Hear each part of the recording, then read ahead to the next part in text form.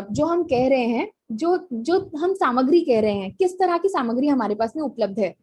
3 तरह की सामग्री है। पहली, हमारे पास कार्य पत्रक है, अभ्यास पत्रक, जो कि हमने आप सभी के लिए डिजिटली उपलब्ध कराया है। दूसरी चीज हमारे पास में सोशियो इमोशनल लर्निंग की गतिविधियां हैं। और तीसरी चीज हमारे पास में स्कूल रेडीनेस की, जो कक्षा 1 से 3 है, उन सबकी एक्टिविटीज हैं। तो इसमें देखते हैं कार्य पत्रकों पर कार्य कैसे किया जाना है। तो सबसे पहले इस तरह के कुछ कार्य पत्रक हैं जो कि बहुत ही बेसिक सी एक्टिविटीज हैं, जिन्हें आप बच्चों की कॉपी में लिख करके उन्हें करने को कह सकते हैं। आप बोर्ड पर करवाकर उन्हें इस तरह के प्रश्नों का अभ्यास करा सकते हैं। तो ये सब जो आपके पास अवेलेबल है, उसमें प्राथमिक विद्यालयों के लिए गणित और हिंदी के अभ्यास पत्रक हैं, और उच्च प्राथमिक विद्यालय के लिए गणित एवं विज्ञान के अभ्यास पत्रक हैं। ये सभी के सभी प्रेरणा पोर्टल पर अपलोड कर दिए गए हैं। तीसरा चीज, जो अभ्यास पत्रक हैं, इन सभी पर जब आपको शिक्षण गतिविधि करनी है, आप अभ्यास पत्रक को देखें, उसके अनुसार आप अपने आधार पर बच्चों के साथ पहले कुछ शिक्षण गतिविधि करें, फिर उसके बाद इन प्रश्नों पर अभ्यास कराएं। पर इसके लिए यदि आप एक ही दिन में एक अभ्यास पत्रक नहीं कर पाते हैं, तो आप इसे एक दिन से ज्यादा का भी समय ले सकते हैं, एक दिन में 2 से ज्यादा कार्य पत्रक भी करा सकते हैं। तो आप ही सभी के अनुसार, आपकी कक्षा में बच्चों के स्तर के अनुसार आप इसको उपयोग कर सकते हैं। आखिरी बात, इसको उपयोग करने के लिए आप एक एक गतिविधि को चाहे तो बोर्ड पर कर करके एक एक प्रश्न को करके बच्चों से करवा सकते हैं, या फिर आप इसे बच्चों के कॉपी पर उतार कर भी कर सकते हैं। आप सभी के जो आपको सहज लगे उसके अकॉर्डिंग आप इसको इस्तेमाल कर सकते हैं। ये सब आप ही के इस्तेमाल के लिए है। फिर हम बात कर रहे हैं जो सामाजिक एवं भावनात्मक जुड़ाव, जो स्कूल रेडीनेस है, इस तरह की जो गतिविधियां हैं, ये क्या है? तो कक्षा 1 से 8 के लिए आप सभी को सामाजिक एवं भावनात्मक जुड़ाव की गतिविधियां हैं, वो भेजी जा रही हैं। दूसरा चीज, आपको कक्षा 1 से 3 के लिए स्कूल रेडीनेस जो हम कहते हैं, जिसके लिए विद्या प्रवेश का एक एनसीईआरटी द्वारा मॉड्यूल भी भेजा गया है, उसी के आधार पर इस तरह की कुछ एक्टिविटीज बनाई गई हैं, उन्हें भी आपको भेजा जा रहा है। फिर प्रेरणा पोर्टल पर आप इन सभी को डाउनलोड करके प्रतिदिन बच्चों के साथ में करा सकते हैं। इसके साथ में आप सभी को लगातार नवाचार करते रहना होगा इन गतिविधियों के अंदर। जिस तरह से आपको बच्चों के रिस्पॉन्सेज मिलेंगे, उसके अकॉर्डिंग आपको अपने लेसन प्लान्स को मॉडिफाई करना होगा। ये सब कुछ जो है ये प्रस्तावित है, ये सभी आपके लिए सजेस्टिव है। आपके लिए जो भी रिसोर्सेज हमारे पास अवेलेबल था वो सब आप उपलब्ध कराया जा रहा है। आशा है आप सभी को आप सभी इसका अधिक से अधिक उपयोग करेंगे और इसका फायदा मिलेगा। अब मैं अपनी टीम में से विपिन को बुलाना चाहूंगी। विपिन हमारे एक सब्जेक्ट मैटर एक्सपर्ट हैं, जो कि आपको बताएंगे कि इन सभी गतिविधियों को, इन गतिविधियों में किस तरह की बातें लिखी हैं, इसके अंदर किस तरह की आप चीजें उम्मीद कर सकते हैं।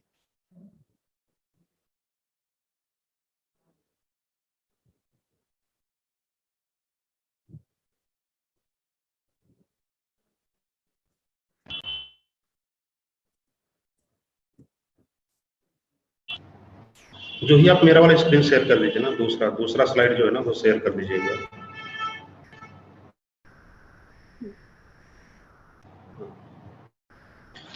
तो साथियों, आप सभी को नमस्कार। मैं विपिन पांडे हूँ और एलएलएफ के साथ जुड़ के काम कर रहा हूँ। अभी हम इस पे बात करेंगे, जैसा जूही ने बात किया कि तमाम तरीके की एक्टिविटीज को कैसे हम कर रहे होंगे। तो उन्होंने 3 मुख्य बातों पे बात की है। एक तो हम स्कूल रेडीनेस की एक्टिविटीज को कर रहे होंगे बच्चों के साथ, खास करके पहली कक्षा से तीसरी कक्षा के बच्चों के साथ में, और सामाजिक और भावनात्मक जुड़ाव की गतिविधियां हम करेंगे पहली क्लास से 8वीं क्लास तक के बच्चों के साथ में। और अभ्यास पत्रक हैं जो हर विषय के अलग अलग हैं। तो मैं यहाँ पे अभी बात करूंगा कि भाषा और गणित के अभ्यास पत्रकों पर काम कैसे करेंगे, सामाजिक और भावनात्मक जुड़ाव की गतिविधियों पर काम कैसे करेंगे, और साथ में विद्यालय तैयारी की, या जिसको स्कूल रेडीनेस बोला जा रहा है, उसकी गतिविधियों पर काम कैसे करेंगे। तो अगर आप देख रहे होंगे मेरी स्क्रीन पे, तो आपको दिख रहा होगा कि 2 चीजें फोकस हैं इस पूरे फेज में, पूरे इसमें प्रोसेस में। एक तो है कि विद्यालय की तैयारी, और दूसरा है बच्चों के साथ जुड़ाव। आपको देखेंगे कि बहुत सारी सहायक शिक्षण सामग्री जो है वो दी गई है, और जूही ने बता ही दिया है कि वो कहाँ से आप डाउनलोड कर सकते हैं, कहाँ से उसको आप यूज कर सकते हैं और कैसे कर सकते हैं, इसमें मैं बात करूंगा। आगे बढ़ते हैं जूही।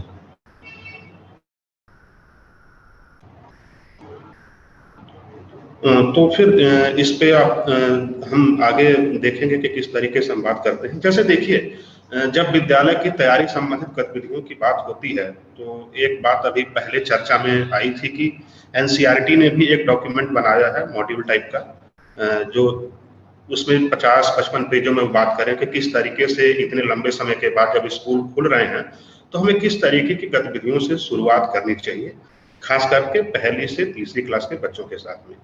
तो इसमें 2-3 चीजें हैं। जैसे अगर हम भाषा की बात करते हैं तो भाषा में जो मुख्य बात होती है वो ये होती है कि हम पढ़ने से पहले की तैयारी, क्योंकि हम क्लासेस में पढ़ना, लिखना और मौखिक भाषा विकास पे गतिविधियां करते हैं, तो उसमें ये हुआ कि हम पढ़ने से पहले की तैयारी में कुछ चीजों को इंक्लूड करेंगे। तो नंबर 1 आता है ध्वनि जागरूकता, और दूसरा आता है मौखिक भाषा विकास से संबंधित कार्य। ध्वनि जागरूकता को हम आगे देखने की कोशिश करेंगे कि किस तरीके से जब बच्चे क्लासरूम में आते हैं तो आप अलग अलग गतिविधियों के द्वारा बच्चों को ये बता सकते हैं कि आप जो बोल रहे हैं, जैसे मान लीजिए मैं कुछ बोल रहा हूं तो उसको लिखा जा सकता है, और जो लिखा गया है उसका प्रतीक क्या है।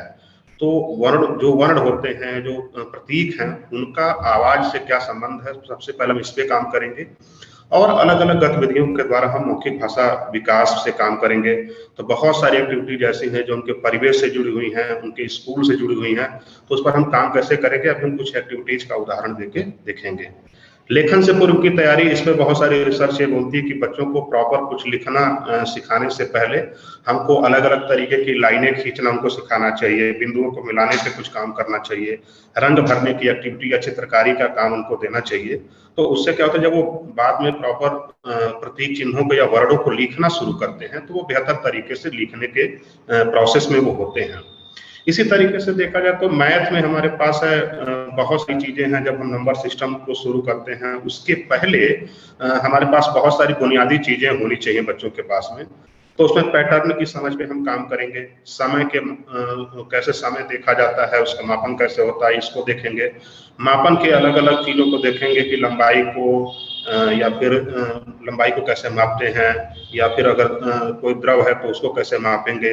वर्गीकरण के अलग अलग आधारों को हम देखने और समझने की कोशिश करेंगे कि किस तरीके से हम अलग अलग आधारों पर वस्तुओं का वर्गीकरण कर सकते हैं। इस स्थानिक समझ में हम मुख्य रूप से बात करते हैं कि कौन सी चीजें दूर हैं, कौन सी चीजें पास हैं, ऊपर नीचे का कॉन्सेप्ट है, और बाद में हम देखते हैं कि कौन सी चीजें हल्की हैं और कौन सी चीजें भारी हैं। तो ये सारी चीजें हम इसमें देखने और समझने की कोशिश करेंगे कि, और यही है हमारी जो विद्यालय तैयारी की जो गतिविधियां हैं वो इन्हीं सारी चीजों से मिलकर बनी हुई हैं। अब एक जो पहले बात हुई थी कि सामाजिक और भावनात्मक जुड़ाव की गतिविधियां, उसमें हम देखेंगे कि बच्चे कुछ अपने आप से नियम बना पाए, अपने आप को एक्सप्रेस कर पाए, अपनी भावनाओं को आप लोगों से बता पाए, तो उससे जुड़ी हुई कुछ चीजों की बात करेंगे। जैसे आप देख रहे होंगे स्क्रीन पे मेरे एक एक्टिविटी दिख रही है, इस तरीके की 20 एक्टिविटी आपको पहले से पोर्टल पे दी गई है। तो उसमें से एक ये एक्टिविटी है और समय 15 से 20 मिनट आप इस पर लगा सकते हैं।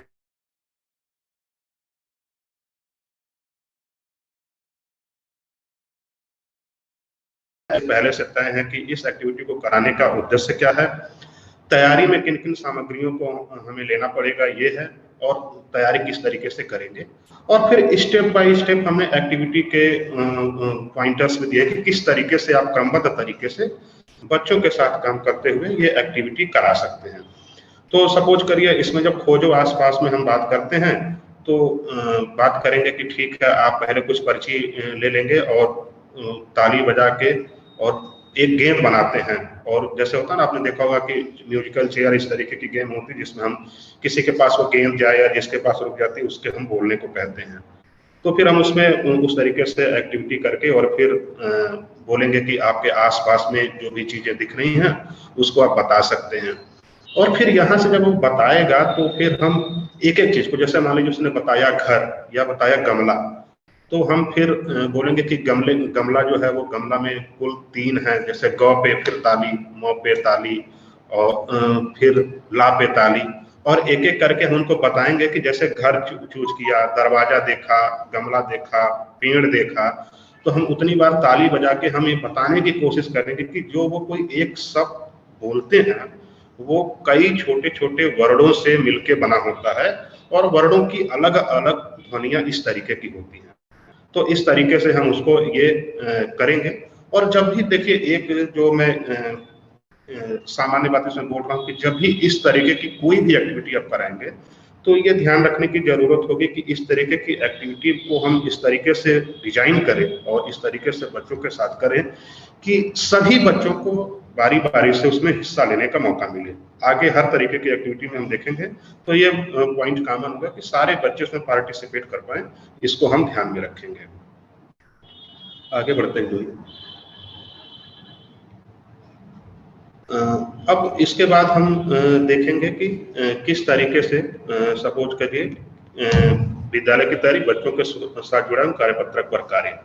अब देखेंगे कि जुड़ाव, जब हम बोलते हैं तो जुड़ाव क्या होता है और किस तरीके से उस पर एक्टिविटीज कर सकते हैं। इस पर बहुत सारी बात की, डायरेक्टर साहब ने बात की, आनंद जी ने बात की, जूही ने भी बात की कि एक लंबे समय के बाद स्कूल खुले हैं तो बहुत सारी चीजों से बच्चों के स्वास्थ्य पर, चाहे वो शारीरिक हो या मानसिक हो, कई बार प्रतिकूल प्रभाव पड़े हैं। वो आइसोलेशन में चले गए हैं और लंबे समय बाद जब स्कूल में आते हैं तो हमको इस तरीके से व्यवहार करना पड़ेगा कि वो कनेक्ट कर पाए, टीचर से जुड़ पाए भावनात्मक रूप से। साथ में अगर आप देखेंगे कि तमाम रिसर्च ये भी कहती है कि बच्चों के साथ अगर हम उनके मानसिक स्तर पर जुड़ते हैं, उनसे भावनात्मक स्तर पर जुड़ते हैं, तो उनका जो कॉग्निटिव डेवलपमेंट होता है, जिसको संज्ञानात्मक विकास बोलते हैं, वो भी बेहतर तरीके से होता है। और बच्चों में जो विद्रोह करने की प्रवृत्ति है वो थोड़ी सी डाइल्यूट होती है, कम होती है, और टीचर के साथ जुड़ के वो अलग अलग शिक्षण प्रक्रियाओं में सक्रियता से पार्टिसिपेट करते हैं। शुरुआती दौर में हमको देखना पड़ेगा कि अगर हम पहली, दूसरी, तीसरी क्लासेस में बात कर रहे हैं तो बहुत छोटी छोटी चीजें हैं जो इस भावनात्मक जुड़ाव की गतिविधियों में हम काम कर सकते हैं बच्चों के साथ में। पहला तो यही होता है कि बच्चों को अपने मन की बात बोलने के पर्याप्त मौके दिए जाएं, इस तरीके से को कुछ भी बिना झिझक के कह पाए। दूसरी बात यह है कि दूसरों, मान लीजिए वो बोलते हैं, ये तो ठीक है, अब दूसरा कि दूसरों की बात सुनने समझने के भी मौके मिले उनको, कि कोई दूसरा बच्चा बोल रहा है, कोई शिक्षक बोल रहे हैं, तो वो भी वो सुन पाए, समझ पाए। एक और होता है कि देखिए किस तरीके से क्लासरूम में टीचर्स हों या बच्चे हों, आपस में वो सहयोग करेंगे और जिस तरीके का व्यवहार करेंगे उस पर आपसी सहमति हो। अमूमन हम नियम बना देते हैं, तो अभी हम ध्यान रखें कि, और बहुत सारी जगहों पे हो भी रहा है, बहुत सारे स्कूलों में, कि जो भी क्लासरूम के नियम बनते हैं वो बच्चों की सहमति से बनते हैं। और जब बच्चों की सहमति से बनते हैं तो बच्चों को लगता है कि ये मेरी जिम्मेदारी है, हमने खुद मिलकर तय किया, तो वो ज्यादा सहजता के साथ उन नियमों का पालन करते हैं। दूसरा, कक्षा में सहज अनुकूल वातावरण का निर्माण। तो ऊपर जो मैंने बिंदु बोले हैं वो जब हम पे काम करते हैं तो आप देखेंगे कि क्लासरूम वो एक घर जैसा हो जाता है, जिसमें टीचर्स के साथ किसी तरीके का बच्चों को डर नहीं रहेगा, बच्चे सारी बातें कह पाएंगे और सीखने सिखाने की एक बेहतर प्रक्रिया उसमें शुरू हो पाती है। दूसरा है कि आप देखेंगे कि जो रिलेशनशिप को और बेहतर करने की बात भी इस जुड़ाव वाली प्रक्रिया में आती है, कि एक तो शिक्षक और बच्चों के बीच का जुड़ाव बेहतर हो ही, बच्चों से बच्चों के बीच, यानी जो बच्चे हैं और उनके जो दूसरे सहपाठी हैं उनके बीच के भी संबंध बेहतर बने। तो इस तरीके की भी बहुत सारी एक्टिविटीज डिजाइन करके जो है हमने उस प्रेरणा ऐप पर डाली हुई है, और वो जैसे जैसे आपको मौका मिलेगा आप लोग उसको करवाएंगे ही। अभी हम एक एक्टिविटी देखेंगे कि किस तरीके से हम उसको कर सकते हैं। जैसे देखिए, ये इसमें हमने एक एक्टिविटी ली है और ये शुरुआती एक्टिविटी ही है। जैसे ये दूसरी एक्टिविटी है, नाम और क्रिया की एक्टिविटी। आप देखेंगे कि शुरुआती दौर में जब बच्चे आते हैं तो पहला काम अक्सर होता है वो परिचय का होता है। तो परिचय को हम कुछ अलग तरीके से करके और इसमें हम कैसे उनके इमोशंस को बाहर निकाल सकते हैं, कैसे उनको सहज कर सकते हैं, इस तरीके की ये एक्टिविटी है। तो इसमें वो बात कर रहे हैं कि हम पहले बच्चों को एक गोल घेरे में बिठाएंगे। अब देखेंगे कि बार बार एक शब्द आता है कि गोल घेरे में बिठाएं। तो जब भी हम एक्टिविटी करते हैं तो गोल घेरे में बिठाने का सबसे बड़ा फायदा ये होता है कि सारे बच्चे एक दूसरे को देख रहे होते हैं, जबकि प्रॉपर जब हम जो हमारा सामान्य क्लासरूम का बैठक व्यवस्था होती है तो उसमें बच्चे शिक्षक की तरफ देख रहे होते हैं, बच्चे एक दूसरे को कम ही देख पाते हैं। तो जब भी हम गतिविधि कराएंगे तो हम कोशिश करें कि सारे बच्चे जो भी हैं वो एक दूसरे को देख पाए, एक दूसरे से आई कांटेक्ट बना पाए, तो उसके लिए होता है कि उनको हम गोल घेरे में बिठा देंगे। उसके बाद हमको ये देखना होता है, ट्रैक करना होता है कि जितने बच्चे आ रहे हैं क्या सारे बच्चे खुश तो है ना पहले से, या कोई परेशान है। तो परेशान है तो उसको ठीक करने के लिए आप जो होता है कि आप सांस खींचिए सांस छोड़िए वाली जो डीप ब्रीदिंग की एक्टिविटी है उसको थोड़ा सा कर सकते हैं। कुछ अच्छी चीजों के बारे में सोचने के लिए बच्चों से कह सकते हैं कि आप आज आपने अच्छा खाना क्या खाया, आपको पसंदीदा आपका रंग कौन सा है, आपको कहानी अच्छी लगती है, कविता अच्छी लगती है, क्या करते हैं आप, तो कौन सा खेल खेलते हैं। ऐसी चीजें करें जिससे वो थोड़ा सा सहज हो जाए। सहज हो जाने के बाद फिर उनके साथ एक्टिविटी करनी है। और एक्टिविटी आप देखेंगे कि जितनी भी एक्टिविटीज हैं उसमें सामग्री बहुत उसी तरीके की, जैसे कागज की गेंद यहाँ पे भी आपको आराम से बन जाएगी वो। अब इसके बाद हम बच्चे परिचय देंगे और अभिवादन के तौर पर कोई क्रिया करेंगे। सपोज करिए कि पहला बच्चा बोला कि मेरा नाम सुरेश है, और सुरेश फिर अपने हिसाब से कोई भी एक एक्शन करेगा जो उसके शरीर से जुड़ा होगा। जैसे मुस्कुरा सकता है, वो उछल सकता है, हंस सकता है, थोड़ा सा आगे आ सकता है, धीरे धीरे चल सकता है, कुछ भी जो वो एक्टिविटी मतलब शुरुआती तौर की एक्टिविटी में हम बोल सकते हैं कि तुम कुछ भी कर सकते हो, अपने नाम को बताने के साथ में एक एक्टिविटी करो। और इस तरीके से हम सारे बच्चों से वो करते हैं। तो एक तो जब बच्चे, और उसमें सबसे जरूरी बात होती है कि जब बच्चे इस प्रक्रिया को कर रहे हों तो कई बार ऐसा होता है कि हम जो निर्देश दे रहे होते हैं तो बच्चे वो शुरुआती दौर में खास करके पहली दूसरी क्लास के बच्चे कई बार समझ नहीं पाते। तो शिक्षक के खुद करके डेमो करके दिखाएगा कि ठीक है मेरा नाम ये है, मैं आपका शिक्षक हूँ, और फिर वो मुस्कुराए या कुछ इस तरीके की एक्टिविटी करे, शारीरिक क्रिया करे और फिर बच्चों को मोटिवेट करे। शिक्षक जब खुद एक मॉडल बन के काम करता है तो बच्चों की झिझक और जल्दी दूर होती है, और उस पूरे प्रोसेस में पूरी प्रक्रिया जो शिक्षण की हमारी है, और हम चाहते हैं कि एक अनुकूल वातावरण बने और बच्चे बिना झिझक के सीखें, तो उसमें वो ठीक ढंग से जुड़ पाते हैं। तो फिर यही है। और इसके बाद देखें तो कुछ मैथमेटिक्स की गतिविधियां हैं आपके पास में, और कुछ कार्यपत्रक हैं जो कि स्क्रीन चली गई है, आप एक बार वो दिखा दीजिए तो मैं उस पर बात कर लेता हूँ कि कैसे कैसे अलग अलग जो कार्यपत्रक हैं हमारे, उन कार्यपत्रकों पर काम कैसे करना है। इस स्क्रीन को आगे बढ़ा दीजिए। तो अभी हम देखेंगे कि किस तरीके से, जैसे यहाँ पे एक सामान्य जानकारी दी गई है, पहले भी बात हुई थी कि बहुत सारे कार्यपत्रक आपके पास में हैं जो आप वहाँ से डाउनलोड कर सकते हैं, और इसके लिए विभिन्न उपाय भी बताया कि आप चाहें तो इन कार्यपत्रकों पर, एक कार्यपत्रक पर अधिकतम 4 एक्टिविटीज हैं। तो उन 4 एक्टिविटीज को आप ब्लैक बोर्ड पे या ग्रीन बोर्ड पे जो भी आपके पास उपलब्ध है उस पर लिख के और आप हर एक बच्चे से वो एक्टिविटी करा सकते हैं। आप देखेंगे कि ये एक्टिविटी भाषा में जो है वो पहली, जब हम ध्वनि जागरूकता की बात कर रहे थे तो वो पहले होता कि प्रथम ध्वनि की पहचान कैसे करते हैं वो, फिर वर्ण को पहचान कैसे करते हैं, और फिर वर्णों को जोड़ के शब्द कैसे बनाते हैं। इस तरीके की एक्टिविटी जो है वो क्रमिक विकसित रूप में वो दी गई है।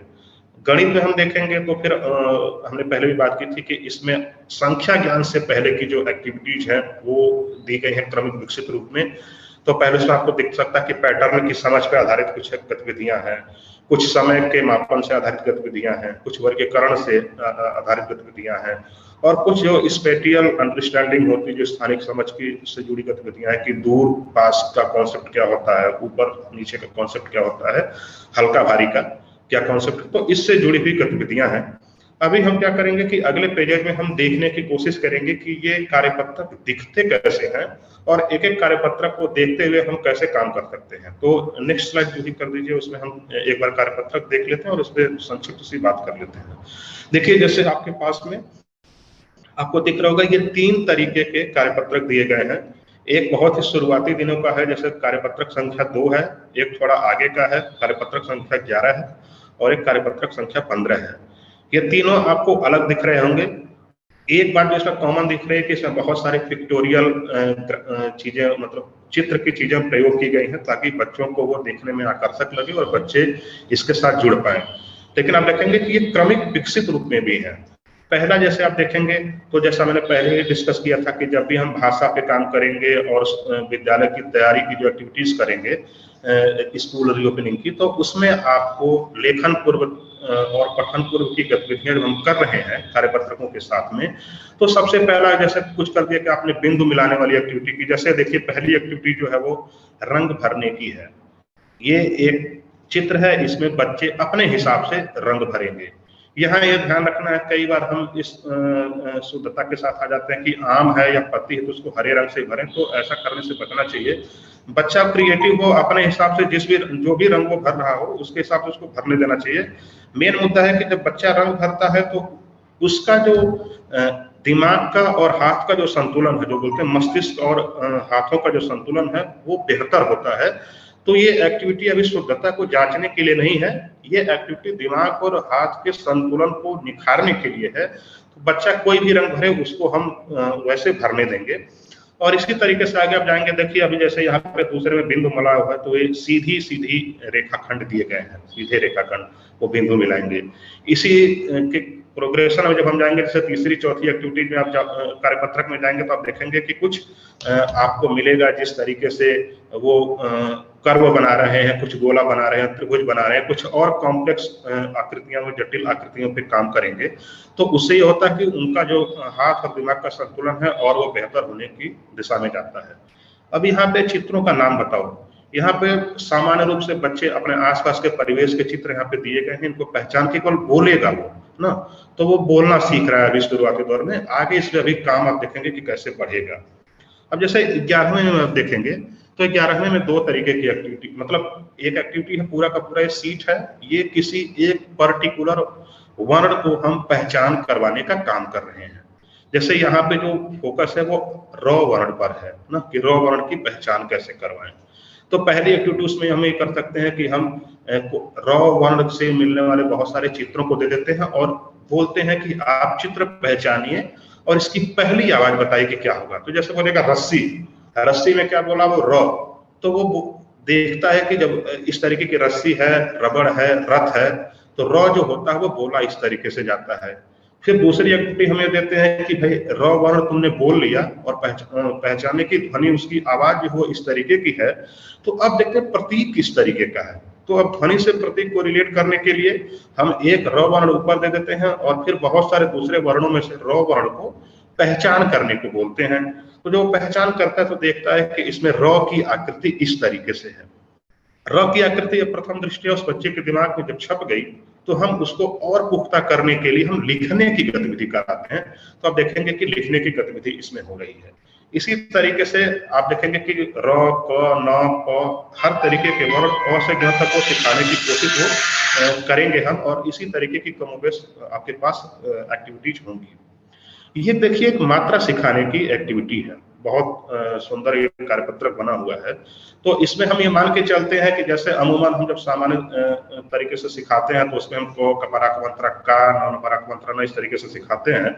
तो हम उसको उस तरीके से ना सिखा के पहले हम देखते हैं कि मात्रा का जो उच्चारण होता है वो किस तरीके से, जैसा अब यहाँ पे देखिए चित्र है जो चारों, तो बोलेगा नाक, कान। हम यहाँ आ की मात्रा को सिखाने की कोशिश कर रहे हैं। नाक, कान और लालटेन, इस तरीके की चीजें हैं, कार है।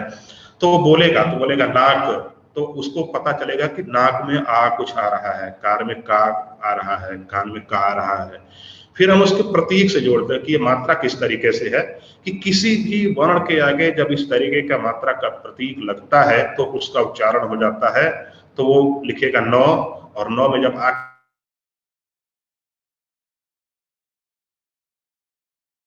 की मात्रा लगती तो हो जाता है ना। कैसे पढ़ना सीख जाता है, कि वो देखना समझना सीख जाता है। तो हम बोलते हैं कि अगर इसी तरीके के दो वर्ण हो, तो क, का, ला मिला के पढ़ेगा वो काला। तो यहाँ पे आप देखेंगे कि काला एक साथ ना पढ़ के वो पहले का पढ़ रहा है, ला पढ़ रहा है, तो ब्लेंड कर रहा है, मतलब दो अलग अलग ध्वनियों को जोड़ के का को उसने बोला, फिर ला को बोला, और जोड़ के फिर वो बोला काला, और फिर वो लिखेगा। बार बार जब बोलता है, लिखता है, तो वो धीरे धीरे चीजें और व्यवस्थित तरीके से उसके दिमाग में जाती रहती हैं। कि जब इस तरीके का उच्चारण अलग अलग करते हैं तो ऐसा होता है, जब मिलाते हैं दो अक्षरों को मिला के बोलते हैं तो कुछ इस तरीके का उच्चारण होता है। और देखेंगे बहुत सारी इस तरीके की चित्रात्मक गतिविधि भी आपको दी गई होगी, जिसमें एक चित्र है और चित्र के बारे में बच्चों से एकदम वैसे मौखिक भाषा विकास के लिए पूछ लेना है कि आखिर इस चित्र में हो क्या रहा है। तो हो सकता है कि हर बच्चा अलग अलग तरीके से ऑब्जर्व करे और उसके बाद जो है वो अपनी बात रखे कि किस तरीके से वो चीजें हो रही हैं, और वो उस तरीके से करने की कोशिश करेगा। तो अभी इस तरीके से हमने भाषा पे बात की और भाषा के 3 अलग-अलग कार्यपत्रकों को देखा। आप देखेंगे तो गणित में भी इसी तरीके के कार्यपत्रक दिए गए हैं और उसी तरीके से 3-4 एक्टिविटीज उसमें दी गई हैं, जिसमें हम ये बात करते हैं कि किस तरीके से हम संख्या पूर्व की कई सारी उदाहरणों पर, जिन पर मैंने पहले बात की थी, उन पर हम काम कर सकते हैं। तो आप जब प्रेरणा ऐप से आप चाहें तो आप डाउनलोड करके वो देखेंगे और उसमें एक्टिविटीज को कराने के सारे